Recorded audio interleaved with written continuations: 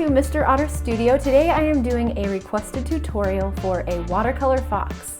Chloe Roberts said she'd like to see a fox watercolor painting, and then she said also, if you can, add a little twist by making the fox colorful, almost like a rainbow fox. Ever since I read that comment, I can't stop thinking about how cool a rainbow fox would be and how it should be like the name of a band, or maybe it is, or like a brand of yoga clothes or something like that. So thank you, Chloe, for the suggestion, and I hope this is what you were thinking of. This is going to be a really simple tutorial. I'll walk you through the steps. The supplies that you need are watercolors, watercolor paper, a watercolor brush, a pencil with an eraser, a permanent marker with a fine point, a paper towel, and water. What I'm going to do is walk you through drawing a fox using simple shapes. Then we're going to draw over it in permanent marker and paint it in with watercolors. Also, since all I can think of is Star Fox for some reason, I might just throw some salt in my wash and see what happens.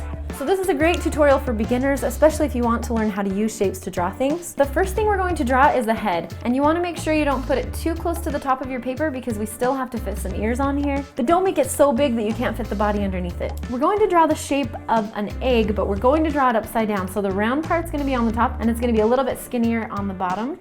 Also, make sure that you are drawing really, really lightly with your pencil, almost so lightly that you don't need to erase it later. I'm going to be drawing dark so that you can see what I'm drawing more clearly. Now, after you draw this, start in the middle of it, and we're just going to draw like a little scarf.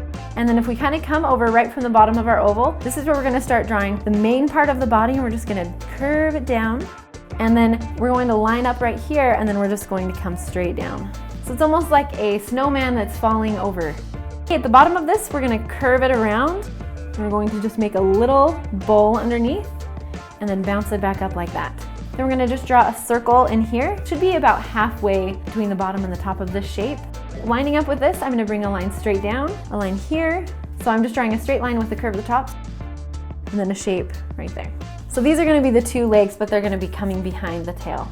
All right, now we have these basic shapes in. Now let's work on the proportions of the head. Draw a horizontal line across the middle of the head, and then it's almost like we're drawing a stripe down the middle of it. The ears start a little bit down from the top of the head, so about right here, and they start at that line, come up, they're big and tall. The second one in. Now let's put in the shape of the eyes, and they're going to be a little bit smaller, and the middle of the eye is right where this line intersects the horizontal line. So right here is the middle of the eye. So we're just gonna draw, just curve it a little bit, and then draw another curved line underneath. So it's almost like you're drawing a leaf. Let me zoom in so you can see this a little better. So we have a line coming down and then this line coming over to create the eye. Then we're going to draw a line straight down from that, and the nose is going to be in this bottom section right here. And fox noses, at least the one that I'm looking at, they're pretty round space. They're round and they're kind of small.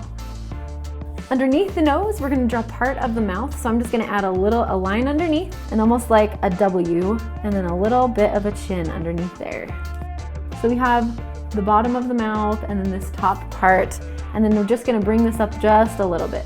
Not all the way up, just partially. Inside the ears, there's a ton of fur, so I'm just going to draw some zigzag lines inside of it at an angle. This is as far as you really need to go in this step, and the next thing we're going to do is add our permanent marker and then our watercolor.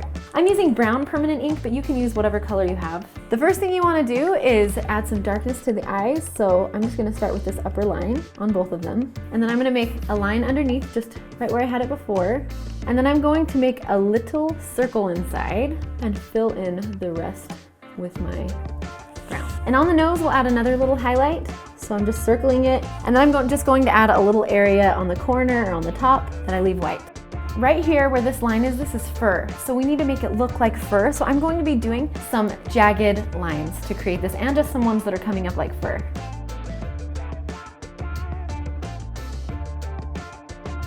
Let's just draw these lines in the ears really quick. This is the part that will make this look like a fox. We need to bring this fur out on the sides and in this direction. So after we add that, I want to make sure I put this part in right here under the nose. Get this part of its snout in. Foxes have whiskers coming out of their nose right here. Anywhere it's an outside line, we're going to add fur to it just like we did up here, and also I'm going to make sure I bring these ears down a little bit. So on the back. Also, don't outline this whole thing, we're just going to draw this front part of the leg. Also right in here, you might want to add a few little details with there's fur.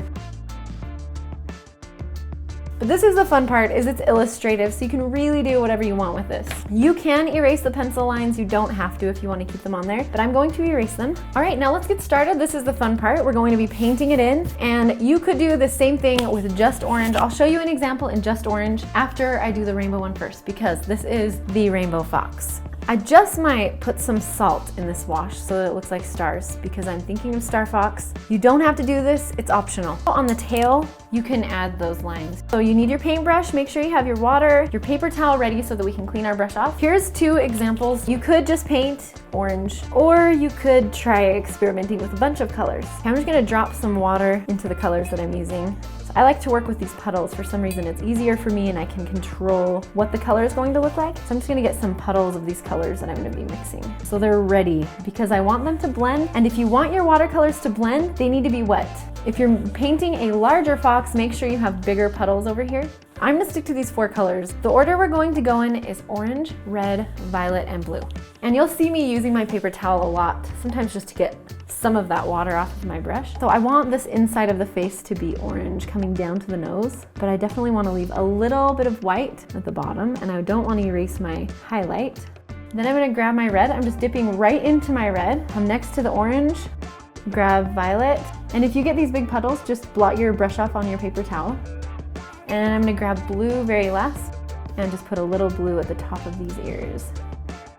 And the lights, sorry, are kind of shining on it and causing a reflection. That's what it looks like without my lights on it. I want to keep the orange around these white areas. So what I'm going to do is come right under the head, and I'm going to kind of outline these areas that are white. I just want to keep them white. And then I'm just going to get my red, grab purple or violet. You'll notice I'm kind of overlapping my colors. You wanted to add salt.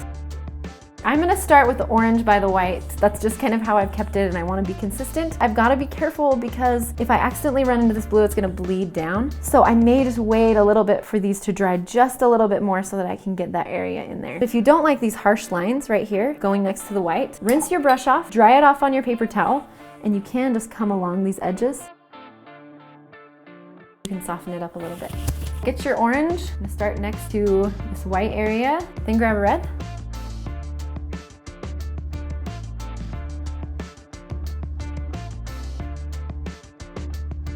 All right, now I'm just gonna let it sit there, let the salt do its thing, let the colors dry. I just drew this other fox. I'm just filling this in with a solid orange.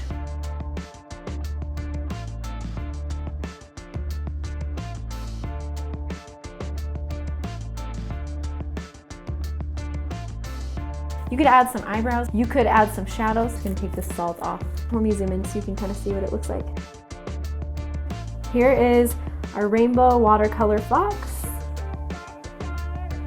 After you've gone over this with me, try maybe painting or drawing a cat. You could watch this wolf tutorial and figure out how to make it look a little bit more like fur. Chloe, I hope this is what you wanted. I hope this has been helpful for you to learn how to use shapes, also for painting and blending colors. The salt effect didn't work too well. Don't forget to post what you've drawn to Instagram or Facebook, any social media using hashtag Mr. Otter Studio. We would love to see what you create using these techniques, and have a wonderful day. We will see you around on YouTube.